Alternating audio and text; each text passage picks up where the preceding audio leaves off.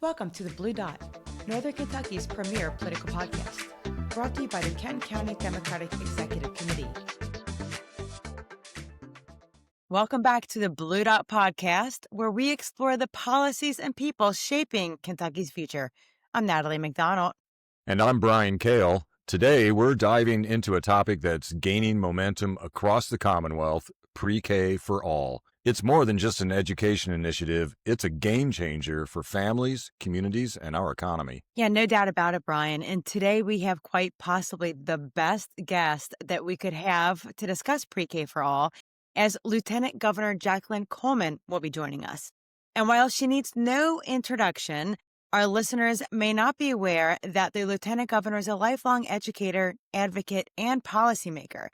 She's been at the forefront of efforts to transform Kentucky's public education system, and that is why we're honored to have her here today with us to talk about one of the most ambitious and impactful education initiatives in recent memory, the PreKForAll initiative. And for those not familiar, the Team Kentucky PreKForAll initiative is focused on making sure that every 4-year-old in Kentucky has access to high-quality, publicly funded preschool. And the benefits are absolutely huge on a myriad of fronts, bringing better education to children, putting more money in the pockets of hardworking Kentuckians, and boosting the economy with an enormous economic impact. Yeah, and Governor Beshear officially launched the initiative on June 4th of 2025 with a clear goal, as you said, to provide free, high-quality preschool for every 4-year-old in Kentucky, regardless of their zip code.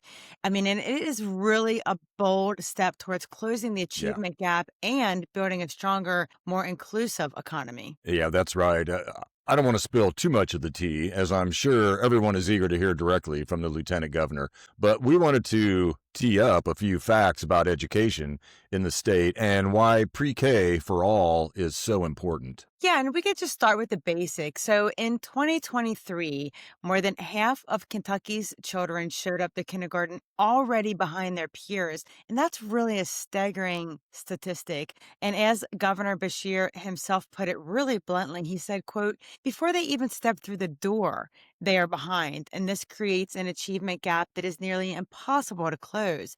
And Brian, it is clear that this PreKForAll initiative is designed to change that trajectory. Yeah, and I do want to mention that this will act as just one of the many initiatives that the Beshear administration has implemented to improve education across the state. And the improvement efforts are measurable, as Kentucky's education ranking has risen from 45th in the nation to 34th. And I'm confident we can continue that trend as more bold policies like PreKForAll are implemented. Yeah, and as impressive as that sounds, it's not just about academics. It's really about opportunity. And while it does close the achievement gap before kids even step into the classroom, it also supports working families by easing the burden of childcare costs and really helps get parents back to work earlier and contributing to the economy. Yeah, that's absolutely true. And with so much more to dig into, let's bring in today's guest. As you said, Natalie, we are honored to be joined by someone who's been at the heart of the education initiatives in the state. She's a lifelong educator, advocate for equity, and a driving force behind the push to ensure that every 4-year-old in the Commonwealth has access to high-quality preschool. Lieutenant Governor Jacqueline Coleman, welcome to the Blue Dot podcast. We are thrilled to have you. Thank you all so much for having me. Yeah, thanks so much. And there are just so many great things happening in Kentucky right now, thanks to your leadership, that we'd love to talk to you about. But today we'll focus on the PreKForAll initiative. So we'll start with the big picture, and I'm going to pull a Governor Beshear line on you and ask, what is the why behind the PreKForAll initiative, and what inspired this bold action? Well, we know how important pre-K is for so many reasons, for so many people, and in so many ways. I would say that my interest in seeing pre-K become a reality for all came from my experience as a high school teacher. So I know that may sound counterintuitive, but as a high school teacher, sometimes what we're tasked with is what I refer to as triage, right?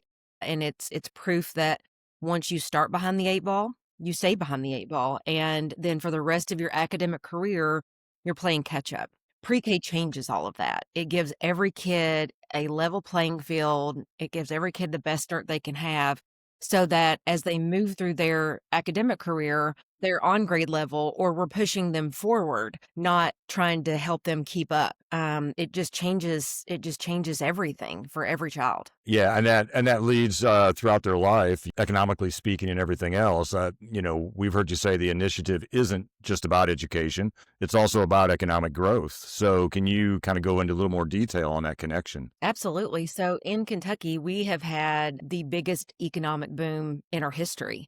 Since Governor Bashir and I took office, we've had about $43 billion worth of economic development investments, creating over 75,000 new good paying jobs. And so when people say, where are these workers going to come from? I would point to the data that we have on pre-K, which says that if we institute pre-K for all, which for us, it's for all 4-year-olds in Kentucky, it c it could free up as many as 70,000, um, caregivers, mainly women, who are at home until their child goes to kindergarten, but want to be in the workforce. Either they can't afford it or they don't have access to it. There's lots of reasons, but it really is an economic driver. It supports the workforce today. It helps with economic development as a selling point, but certainly the trajectory of the children's lives who get access to pre-K are also changed forever. So this is an intergenerational, transformational project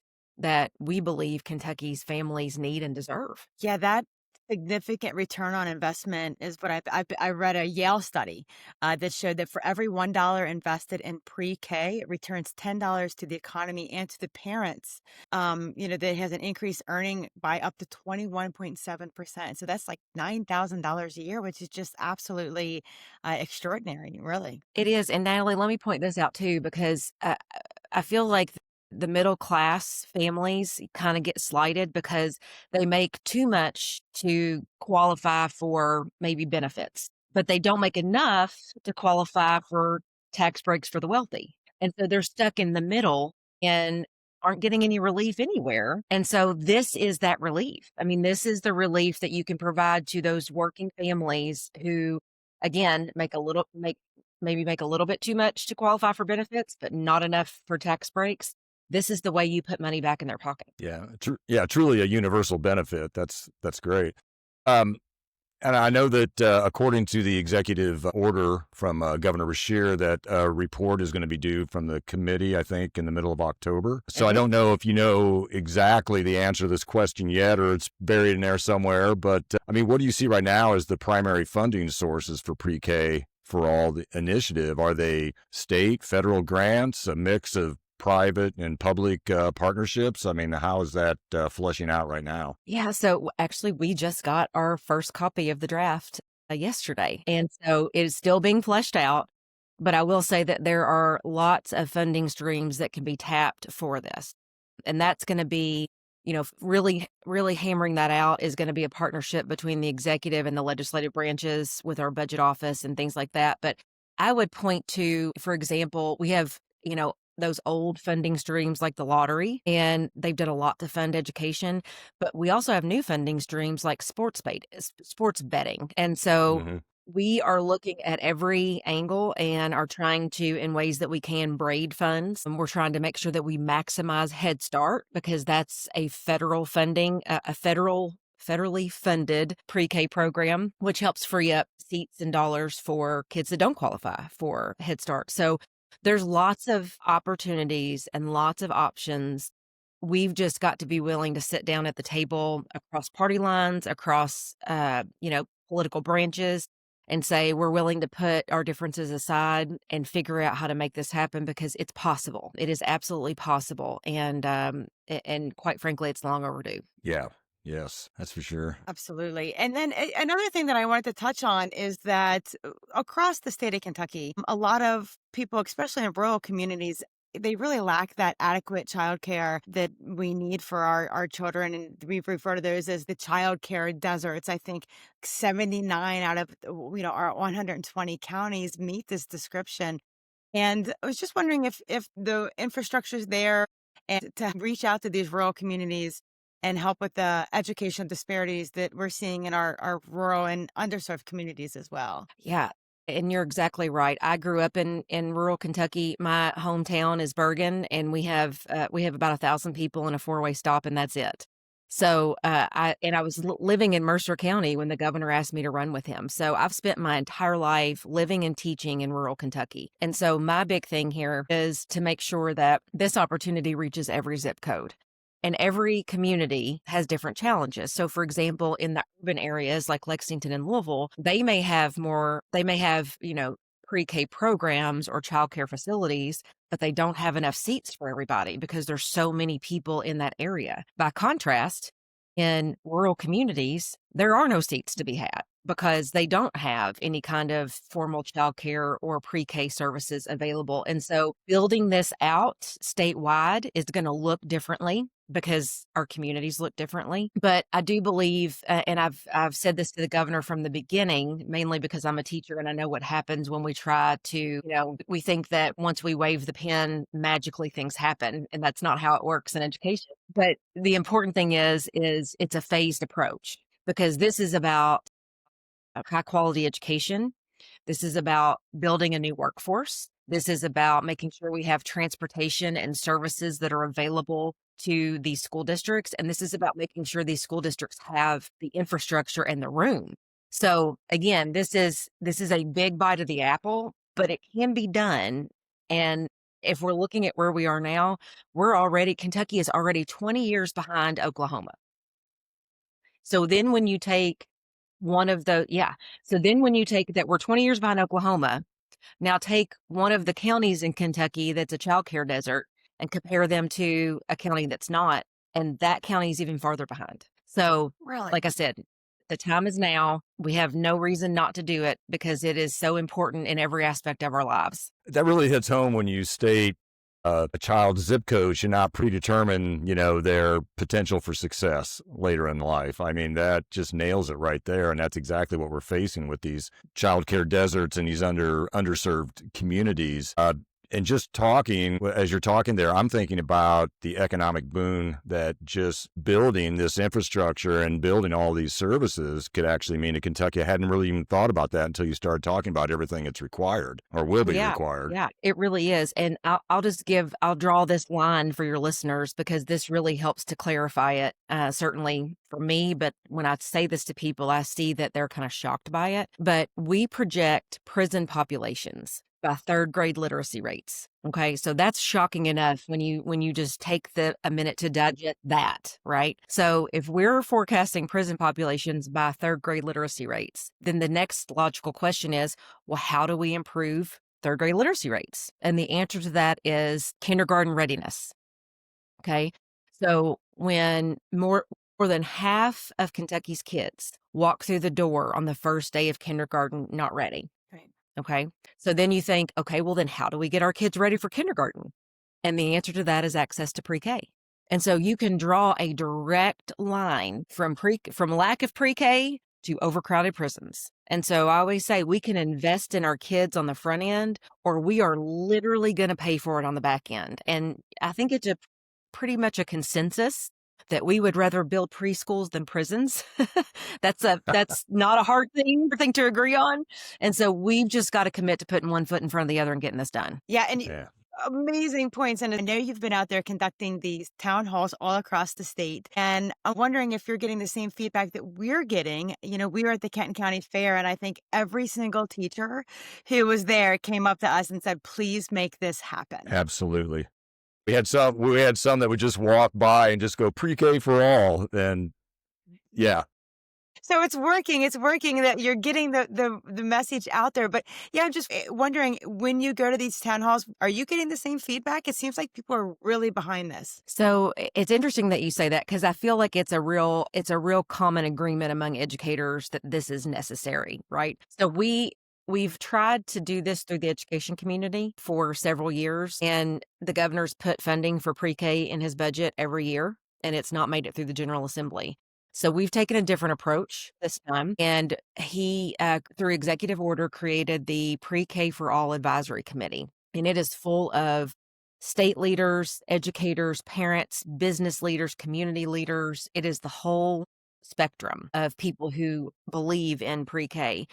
And through these town halls that you're mentioning, Natalie, we're bringing people together in regional communities across Kentucky, and we're asking what they want to see, how they want this legislation to be crafted, because this bill is not Andy Bashir's or Jacqueline Coleman's. This bill is going to be literally written by the people of Kentucky based on what they want to see happen with Pre-K for All.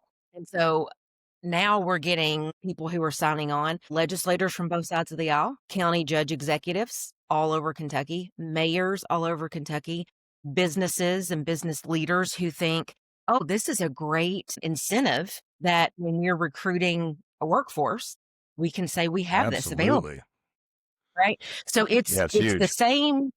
Yeah, it's the same issue, but we're building a coalition in a different way that's coming to our General Assembly with a different message about it. And so we're really hopeful that this time, this kind of message will resonate with them. Yeah, it's a true grassroots versus top-down approach for sure. So we were going to ask about support across party lines. I think you addressed that question there in your answer. It sounds like it's pretty broad. But what's next for the initiative after the report's published? And how can Kentuckians get involved? Us regular people, how can we help? That's a great question. So we're the draft report that really brings in all of these pieces is in our hands, and we're editing it, and we're going to be able to push that out soon. The feedback that we're getting from folks at these town halls all across Kentucky are going to be it's going to be the advice and the recommendations that we utilize to build this bill, and then of course our budget folks are going to help us kind of weave together some funding to make it a reality. So I would say if somebody out there thinks, I love the idea of Pre-K for All and I want to be able to talk about it more, or I don't know anything about it at all and I want to learn about it, they should go to PreKForAll.ky.gov. That's a real easy thing to remember, PreKForAll.ky.gov. And there you'll find a website with lots of resources, stats, facts and figures, and all of those things that you need to be able to make the best decision possible, and to make sure that we put all of this together and make it happen.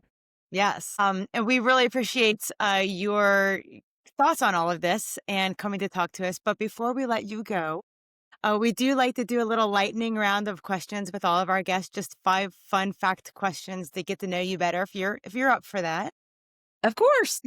Some of these came from our listeners, so they're pretty fun and easy. But okay, the first one is: are you a Kentucky Derby or Oaks fan? Well, because I'm the lieutenant governor and I give the trophy out at the Oaks, I really enjoy that day.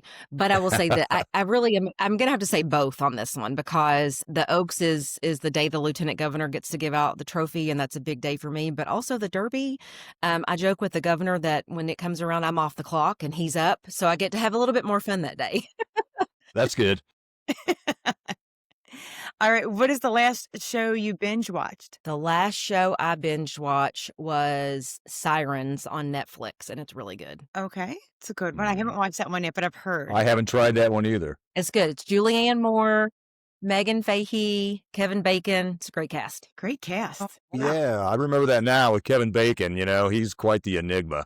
I'll have to check that out. Yes. All right. This is a hard one. If you had to describe Kentucky in one word, what would it be? I would say team. Yeah, Team Kentucky. All right, this one is a little selfish because you played basketball and you coached basketball, and I was a player myself, so I have to ask a basketball question. All right, as a player, which defense would you rather play against? A zone defense or a man-to-man? I would say as a player, I would want to play against a zone because I was a shooter. That's right. That was the reason I asked. I was a good 3-point shot, foul line extended all day long, and I love to play. That's right. Yeah. And I read you were a shooting guard, so I like that. Yes. All right. And then this one may be the hardest one. If you had to choose an Amazing Race partner, would it be Governor Bashir, First Lady Brittany Bashir, or First Dog Winnie Bashir? Well, I hope that I don't have to rank them, but this is actually an easy question. I would pick Brittany. Okay. Well, I put Winnie in there as an off-ramp for you in case you... And we won't ask you who number 2 is, we promise. Please don't, because you'll get me in trouble. No, I'm kidding. Yeah, right. Lieutenant Governor, thank you so much for joining us. It was extremely informative discussion, a lot of fun, and it's a really important topic, and we are so glad that you helped us bring this to our listeners. Yeah, well, thank you all for caring about it, and thank you all for talking about it and helping to spread the word and educate people, because that's really critical in this last stretch for us to get this done going into the legislative session. So PreKForAll.ky.gov. Absolutely. All right. Thank you so much. We'll spread the word. Thank you so much. Bye-bye. Thank you. Thank you, guys. And as you know, we like to close every podcast with a call to action. And as we've been discussing Pre-K for All, this initiative isn't just about kids. It's about families, communities, and the future of Kentucky. It's smart policy with real impact. So our call to action to you is to learn more and get involved by going to www.PreKForAll.Kentucky.gov to learn more about the initiative and see how you can help. Your voice does matter because every child deserves a strong start. So go there and make your voice heard and make a difference in giving our kids the resources they need to excel. And the Kenton County Dems will also be hosting a fall fundraiser on Thursday, November 13th from 6:30 to 8:30 at the American Legion in Latonia. So we'd love to see you there. And what about you, Brian? What do you have up your sleeve? Well, I've been monitoring the activity around the big No Kings demonstration day coming up on October 18th, and it's really ramping up and promising to be a significant day of protest. I invite everyone to check out the official No Kings website. That's www.nokings.org. You can see a map of all the planned events, and also they have a lot of training sessions out there. And the training really revolves around knowing your rights, how to protest safely, de-escalation tactics. I know some of this can sound scary or intimidating to first-timers especially, but these are just like the rules of the road of protesting for safe and effective demonstrating. If you're thinking about taking to the streets, you might want to check these out. Again, the website's www.nokings.org. As of right now, I see rallies scheduled in Florence, Lexington, Louisville, Moorhead, lots of other Kentucky locations. And for us Northern Kentuckians, there are demonstrations planned for downtown Cincinnati and out in Claremont County. So if you are angry, disgusted, frustrated, scared, overwhelmed, or all of the above, consider exercising one of our most fundamental rights, the right to assemble and protest. This is enshrined in the First Amendment, and there's a lot of conversation around the First Amendment these days. Public protest is one of the ways that we, as citizens, can legally and effectively exercise this most basic constitutional right. Folks, this is how we win. Absolutely. It's so important to get out there and make your voice heard. And with that, that is our podcast. Thank you all for joining. And we hope to see you at our next canvassing event, our happy hours, or anywhere Kentuckians are coming together to fight for a better future. Yep, we'll be back in 2 weeks to bring you up to speed with all things political in Kenton County and beyond. And don't forget, you can always join the conversation at our Facebook and Instagram pages or at blue.podcast.com. And if you like listening to the pod, consider donating to help fund it, which you can do by clicking on the donate link at blue.podcast.com. And as always, until next time, stay curious, keep the facts in focus, and never stop fighting for what matters. Peace out, everybody.